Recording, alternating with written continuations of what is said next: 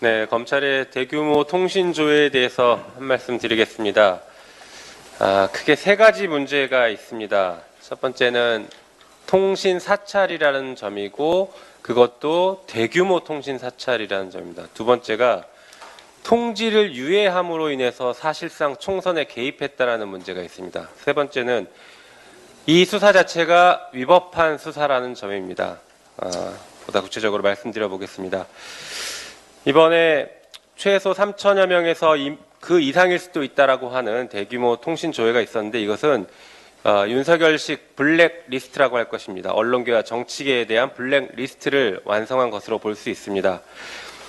이게 통화 내역과 가입자 정보를 연결하면 굉장히 방대한 양의 사찰 정보가 만들어집니다. 검찰은 가입자 정보만 조회했다라고 하지만, 말씀드린 것처럼 통화 내역과 연결되면 누가 누구랑 통화하고 언제 통화했는지에 대한 정보가 생성되기 때문에 대규모 사찰 정보가 됩니다.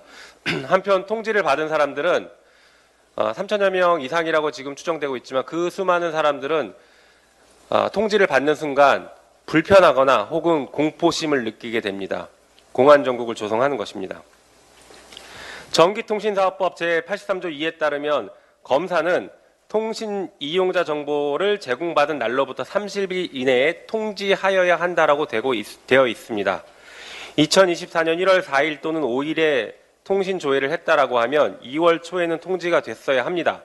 그럼에도 불구하고 검찰은 최근에서야 당사자들에게 통지를 했습니다.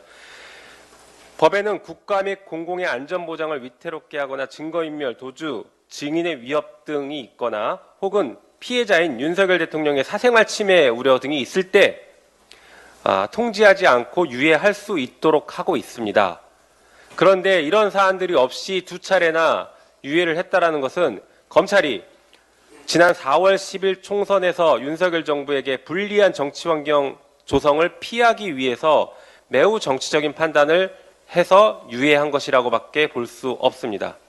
윤석열 정부와 정치검찰이 명백하게 정치 행위를 한 것입니다. 한편 이번 통신 사찰의 목적이 윤석열 대통령의 명예훼손 수사라고 합니다. 개정된 검찰청법에 따라서 검찰은 명예훼손죄에 대한 직접 수사권이 없습니다. 그럼에도 통신 사찰을 주도한 강백신 검사는 윤석열 대통령의 명예를 지키기 위해 언론사뿐만 아니라 기자들 자택까지 압수수색을 강행하는 등의 권한을 남용해 온 것입니다. 국회는 대규모 통신 사찰로 공안정국을 조성하고 총선에 개입한 정치검찰 강백신 검사에 대한 탄핵소추안을 조속히 처리할 수 있도록 법적 절차를 밟아 나갈 것입니다.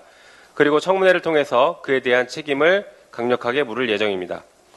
한편 더불어민주당 검사범죄대응 TF는 올해 1월 7일 강백신 검사를 직권남용죄 및 피의사실 공표죄로 공수처에 고발했습니다. 바로 이 사안으로 고발을 해둔 것입니다. 공수처는 강백신 검사에 대해서 신속하게 수사를 마무리하고 국민께 그 결과를 밝히기 바랍니다.